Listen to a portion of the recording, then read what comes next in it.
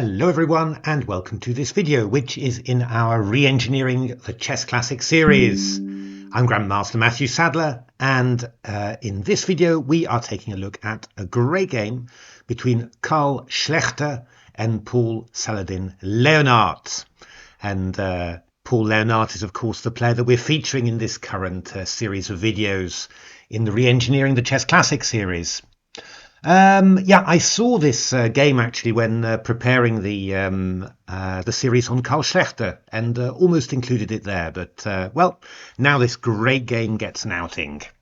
Let's have a look how it started. So it was e4, e5, knight f3, knight c6, bishop b5, a6, bishop a4, knight f6, and then d3.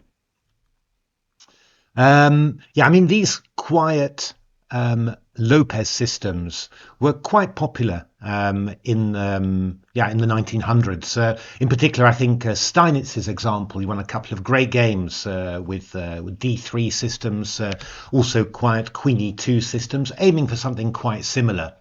These were quite popular. Actually, when I started playing chess again after a bit of a break, I wanted to play 1e4, but I didn't really know all of the Lopez lines. So I played a lot of these slow D3 systems, and they were unbelievably effective. I think black players struggle a lot to play well against them, and they often make a lot of typical mistakes, and you just end up winning a lot of games. I mean, White's idea here is to play pawns to d3 and c3. And often just transfer the knight around d2 to f1, not even castle necessarily, and maybe just launch an attack with h3, g4, knight g3. It's been incredibly effective. The interesting thing about it is that there was one way of playing that always kind of worried me for black. And, actually, if you have a look at some of the games from the 1880s and from the 1900s, you see that the black players already knew this. And yet somehow when I was playing it in my games in 2013, 14, 15, somehow the black players seem to have forgotten this. Let me just show you what I mean. This is a game Bird against Tarrasch, a very young Tarrasch, in Hamburg 1885. This went Queen E2 and black played bishop C5. Bishop can go to e7 or to c5. c5 is the most aggressive. d5, bishop g5. And, the thing that I was most worried about all the time with black, I think only one player ever did it against me, was this plan of playing d4. So not taking on e4, that a lot of players do, and that Sergei Tevyakov, big expert in this white system, he's done a great video in ChessBase on Italian and Lopez structures, slow structures like this. Definitely worth looking at that DVD if you play these sort of systems. And he sort of calls d takes e4 a typical error. I mean, often the engines can make it work, but it just it's sort of starting the slide downwards, basically. What I was always more afraid of was to play d4. And then what's the idea? Well, have a look at what Tarrasch eventually achieves here. He doesn't play it immediately, but what he does is very, very good. Brings the right round to d7. Fine, all good. But then he takes, and he's playing on the queen side dark squares here. So this move d4, d takes c3, it's already weakened White's control of the d4 square, and what he actually ends up doing, White plays a little bit oddly, is play this move b4, and this was it. d4, d takes c3, followed by b4, getting control of the central dark squares. And well, as you can see, Tarrasch played an absolutely beautiful game, and he was just completely winning already. So very powerful, and what we see actually is Schlechter playing a similar slow Lopez, and Leonhardt also playing this plan of d4. So I found it quite striking really to see, the line that I really consider to be the best for black, and actually gave black chances of an advantage even. Didn't get it very often when I played it, but somehow these players in the 1880s and the 1900s, they were already doing it. Quite interesting. So d3 from Schlechter, and now interesting plan from Leonhardt, very sensible. d6 and then g6. I mean, white's idea, as we saw, was to play knight d2 f1 and yeah, maybe get this knight onto g3 and to f5 eventually. So playing the pawn to g6 and playing the bishop to g7 is very, very common. I mean, you often see it in the Lopez. The black plays bishop e7 and then castles and then plays rook e8 and then afterwards brings the bishop back to f8 and plays g6 bishop g7. I mean, normally black has to do stuff like that because white's played d4 and is putting pressure on the center. But if white's playing a slow system with d3, black can be a bit more flexible with the development. And yeah, I think Erik van den Doel did something like this against me sometime. Very sensible. So knight bd2, bishop g7, knight f1, castles, and yeah, I mean, we've got various things that we can do. The engine's kind of liked just knight g3 and then castles. Yeah, this is more the how I used to do it, certainly. Queen e2, and then normally I was going for h3 and g4, yeah, Leonhardt played b5. Knight h5 was also possible. The engines like this as well, looking for a quick knight f4. I think that Jean van der Wiel, Dutch grandmaster and yeah, very good Lopez player, I think he did something like this against me. It was a bit uncomfortable, I seem to remember, although yeah, as always in this line, somehow black goes wrong and then all of a sudden you've got a great position. But I think knight h5, especially against the queen on e2, is also a good idea. But b5 and d5, that's what Leonhardt did, and there's nothing wrong with it. So bishop g5 was played. Actually, what I actually did in the game, I had this against Erik van den Doel, as I said before. I played knight g3, bishop e6, knight g5, bishop g4, and now I went f3. Now, I'm just wondering whether there was another famous game that was played with this. I'm not sure. The engines just wanted to play knight f3 in actual fact. They didn't like my move f3. But let me show you this game against Erik van den Doel. It was quite a nice game. Actually, I played it at in the Wageningen Bevrijdingstoernooi in 2010. That's a tournament that happens once every 5 years because the Dutch get a holiday every 5 years to celebrate, I suppose, the end of the Second World War in Holland. It's around my birthday, and well, this was the first tournament I played in. God knows why. Was having a bit of a rough time, I seem to remember, and yeah, I think my father was not very well either at the time, so had lots of worries and didn't know really what to do with my free day.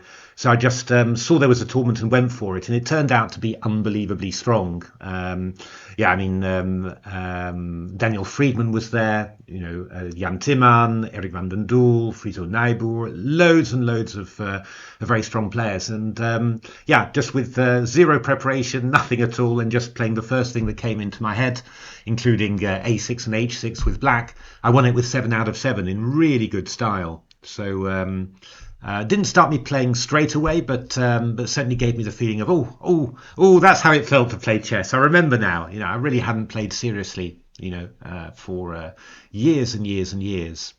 But how did this game go? It was quite nice. So h4, h5, and then castles here. A5 from black, looking for b4. So I just went a3, and black played the bishop to a6, which is kind of interesting. I mean, you're sort of looking for maybe some d's, some b4s, but yeah, that bishop is a little bit offside. If you don't get in b4 quickly, then it's not doing very much at all. And well, I do have pressure against light squares, really. So I do remember just thinking, ooh, here we go, here we go, here we go. So I played f4, takes, bishop takes, d takes c4, knight takes c4, and well, you can see that I mean, actually it feels like a king's gambit here, right, with the f file open, and yeah, this bishop is really awful. So knight d5, I went bishop g3. I mean, I'm already teeing up sacks on here already. So Erik went bishop c8, but I went d4, opening up my bishop. Knight c7, knight to f5, knight c5 rather. And after bishop f5, well, I was, sorry, went knight f5. I mean, I'm not totally in my calculation zone, but this isn't too difficult to do. So when queen takes h5, especially in a rapid game, it's quite annoying. Queen f3, and Eric went queen d5, and I just went rook f1. And the idea was simply that, yeah, I mean, I've just got great knights, really nice established knights. So I'm really safe, and I'm going to pick up one pawn at least. The c7 pawn is hanging as well, so you know, going to be pretty tough. Actually, what happened here was that Eric just didn't even take the queens off in time, and I went bishop e5 here. And after c takes b2, knight e4. That's a pretty big lineup against the f6 knight, and of course knight e4 allows queen h7. I was actually wondering whether I was going to get the chance to play queen takes f6. Brilliant, but yeah, I went rook e8, but I just took, check, and here, and black resigned because, well, got a variety of mates there that I'm going to deliver. So yeah, I mean that was yeah, a pretty cool game. I think actually that it followed some Steinitz-Lasker game actually, but yeah, it was a pretty cool game, and yeah, as I said, you know, was really quite nice for a comeback somehow. Just one funny thing, in the first round, I played a Dutch 2100 player, and he had no idea who I was. I mean, you know. But obviously wasn't impressed by the rating next to my name, which was still something like 2620, I think. And but as black, I played 1a6, 2h6, and won quite a nice game actually, I have to say. But afterwards, he was so disgusted that he spent the whole time after the game telling me how bad I was and how he was obviously winning. So that was a nice return to chess experience somehow. But it just seemed quite funny to me. Anyway, back to the game. Schlechter played bishop g5, and d4 was played by Leonhardt. So again, you know, teeing up this plan somehow. So knight g3, h6, bishop d2, and now queen e7. So just teeing up a later b4. Yeah, the engine's like queen d6 even better, and that does actually feel like a nice solid square. I mean, you keep hold of d4 and you're protecting c6. Maybe you're a little bit worried sometimes you'll get hit by an e4 to e5, you know, after c takes d4, e takes d4. But in general, this is a pretty good way of doing this. But okay, queen e7 is not so bad. But here Schlechter decided that he was going to he wasn't going to wait for black to play d takes c3 and b4. He decided to take on d4 straight away, just exploit the fact that the black can't establish a pawn on that square. I mean, actually, there was a very interesting line here, which was just bishop g4 here. You know, just looking to exploit that pin on the queen. Queen is you know, it's quite a normal move to put the queen on e2, but it can be a little bit awkward. And well, this was what the engines were looking at: d, knight, d7, and then we're just going to try and line up like this. Very interesting idea. You know, white should be able to escape, but black gets lots of compensation because, you know, black gets really entrenched on those central dark squares. So that was pretty interesting. But anyway, Leonhardt took on d4, takes, castles, and that should be a little edge for white, this position. Simply, you've got the center here, f4. The bishop can pop out to b3 later, just putting some pressure on here, and you've got e5, f5. Principle should be a little bit easier for white to play, but you know, not so bad. So c5 was played here, and now h3 from Schlechter. Very sensible move to stop bishop g4, knight g4. You can do it in various ways. The engines were looking at playing rook e1 first and then h3. But h3 is a pretty decent move. Bishop b7, f4, and rook c8 from Leonhardt. And Leonhardt's moves are not the engine's top moves. Knight d7 was what the engines wanted, just to try and get out of the onrushing pawns. But yeah, I mean, then playing rook c8 later. So, you know, Leonhardt's moves are very, very reasonable here. Rook e1 from Schlechter, and now Leonhardt plays c4, which is an incredibly natural move. Again, knight d7 is what the engines prefer, and actually the engines don't like c4 at all. And the reason is actually far from obvious, it must be said. So Schlechter played e5, knight d7, keeping an eye on e5, because if you went knight d5 here, then f5 could be very dangerous indeed. You can't take on e5, and the pawn's coming to f6. So knight d7, keeping an eye on it, and to me this looks completely reasonable. What Leonhardt has done, but actually what the engines point out is that queen f2 is actually rather unpleasant, hitting this pawn on d4, and it's not so easy to protect it without breaking up all your stuff. So yeah, just a little bit annoying. Also, f5 is coming in as well here. So yeah, this move queen f2, it just sort of pinpoints the weakness on the d4 square, and would have been a little bit annoying. However, Schlechter, yeah, got a reputation as a rather drawish player, and yeah, I don't know. I mean, his style was pretty aggressive, really. I think, yeah, he agreed a few draws, where you sort of say, oh, could have carried on a little bit, and yeah, he did tend to go for safety rather than complete gambles, but he played pretty aggressively in general. Very, very good player.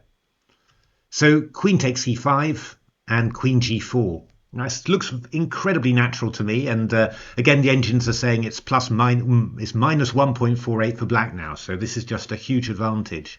But I mean, it looks, yeah, not even just intuitively, but just in general terms, it feels like you've got plenty going on there. However, black has some resources here. Queen d5 was played by Leonhardt. The engines want queen d6 as a subtlety first, but yeah, queen d5 is completely natural. You get out of the attack and you hit the pawn on g2. So what can be wrong with that? Knight e4, and now knight e5 from Leonhardt. Again, these are incredibly natural moves, and I think I'd be very hard pressed not to play them in a game. The engines here are looking at this move, rook c6, which is quite interesting. It sort of sweeps along the sixth rank, so you're stopping f6. White's got this idea of bishop b4, knight d6, so the rook is stopping that as well. Yeah, this is pretty. This is a nice, safe way of playing somehow. And if you go bishop b4, torch stockfish went rook a8, and we're just looking to play a5 here. But somehow you're keeping, yourself under control there, and there's always that latent threat there, and always the possibility of going knight e5 later. But that's quite an interesting little idea there to move to organise the rooks like that. Wouldn't have thought of it myself. But knight e5 played, queen g3, and then obviously the slight danger to all this is that you have weakened your control of the f6 square, and yeah, not really very, very clear at all. Now black's got a couple of possibilities here. Knight takes d3 or c takes d3. C takes d3 feels better, right? Because you're actually attacking this bishop and forcing it to do something. Slightly annoyingly, though, white's got a very irritating square for the bishop, which is bishop b3, hitting the queen. And now knight c4 is essential. So, yeah, once again, there's nothing horrifically wrong with black's play, but you can see it's very, very risky. This knight was doing, from d7, was doing a nice job, covering some squares. And that's been moved all the way now to c4, where, yeah, it's attacking some white pieces, but it's kind of been dragged away really from the defense, and this gives white an excellent little shot here, which is bishop takes h6. And yeah, you see the problem with the knight not being on d7. If bishop h6 now, then knight f6. And yeah, this is just going very, very well for white, of course. Now this is really not very easy at all for black to defend. So what Leonhardt came up with was the move rook ce8. I think probably d2 is the engine's favourite. Bishop d2 and then rook ce8. So at least you give up a nice d pawn, but at least you try and and grab and push away the dark squared bishop from the black king. But rook f4 looks a little bit awkward. But yeah, there's pins, and yeah, this king is quite open, and the rook's sort of gonna move over here. We've also got f6 in the air as well. Basically, the engines were winning all the games with white there. So what have we got here? Well, rook e8 was played, and then bishop g7, king g7, and now, yeah, quite a cunning little move here, queen h4. So just threatening f6 and queen h6. So if you go rook e4, for example, we'll go f6 here and here, and unless I'm very much mistaken, you're just too late with black to do some sort of discovered attack to stop queen g7 checkmate. So Leonhardt played f6, f takes g6 happened, and yeah, the f6 square is in danger, and of course queen h7 check was played. So Leonhardt, I don't know how unworried he was, but with a certain insouciance, he played king takes g6. And now there's there was one very clear way for Schlechter to win here. Yeah, maybe stop the video if you're interested in just testing your tactics and have a look, because it's quite nice. It's not difficult, but it's a nice little motif. Queen g3 check simply. If you start to run away, then I just take on here, which is really powerful. So you go back to h6. And then we just go rook f4, and we're just going rook h4. It just caught me a bit by surprise, just moving the queen away back from when you're attacking, and then just bringing the rook across. But it's just really, really strong there. If you go something like rook e5, I just go rook ef1, and then I'm also threatening rook takes f6 as well. So total carnage. That would have been a simple win. So rook takes f6 was played by Schlechter. Takes, and king h7. And here, well, here Schlechter did actually show his drawing reputation here, because they actually agreed a draw in this position. So Schlechter didn't try anymore and just agreed a draw. It's still a win in actual fact, but it is rather complicated, I have to say. So knight, instead of queen h4 check and giving perpetual, knight g5 check was a win. But you take, rook takes e1, king h2, and d2. And I can imagine that Schlechter was not 100% sure really how he was going to win this somehow. I mean, this is a pretty. I mean, there's also rook e2 as well, with threats against here. So that's also very, very difficult and very unpleasant here. So need some precise calculation. Let's have a look at the two possibilities. Well, rook e2, what you have to do, you have to organize yourself nicely so that you can attack that bishop on b7. And either you're going to do it with queen f4 to b8 check, or when black goes king f7, you go queen d7 check.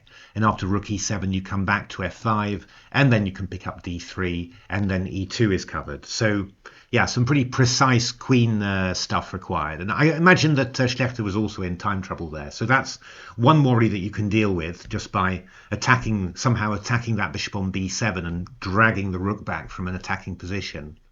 And then d2 is the other one. And then what the engines were doing was, well, the key point is, I suppose, that, d1 queen only wins a piece. It doesn't win everything.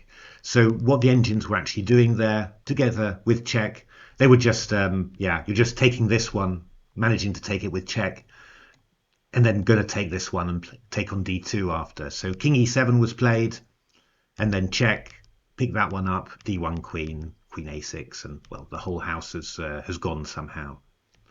So yeah, I mean, again, it's not super complicated, but I could imagine that if you only had a few minutes left on your clock and a time control to reach, that you'd really find this very risky, because also intuitively you're not 100% sure that you've got an automatic perpetual. I mean, if you've got an automatic perpetual, you sort of say okay, But I mean, the rook's covering the e-file, so it's not impossible that the king can get across, and it can be really embarrassing. And especially this, I think, seeing black having two lines, rook e2 and d2, you might easily get very, very worried about that. So there we are. A draw was agreed. A lucky escape for Paul Leonhardt. But I mean, it's the way he plays, right? Simply everything's happening, and yeah, he leaves himself open. He messes up a lot, but he also, he wins some or draws some that, just by making it unbelievably complicated. But I thought also, very interesting opening there, and yeah, really intriguing to see that, Tarrasch, a very young Tarrasch in 1885, finding this correct plan against this slow Lopez of playing d4, taking on c3, b4, and just free up those dark squares. No, also taking care, Tarrasch took care to chase this dark square bishop away back to h4. So that it couldn't, deal in the defense or in chasing away black pieces from the attack. So I mean, that was quite nice. But yeah, I also thought the whole course of this game was very, very interesting. The way that Leonhardt played, and d4, and really ready to attack those central dark squares. Very interesting. So there we are. I hope you enjoyed that. If you enjoyed it, why not give a like, subscribe to the channel, take a look at my new book, Reengineering the Chess Classics, written together with Steve Giddins. And otherwise, just keep your eyes peeled. Hope you're enjoying this series. Plenty more to come. Thanks very much for watching.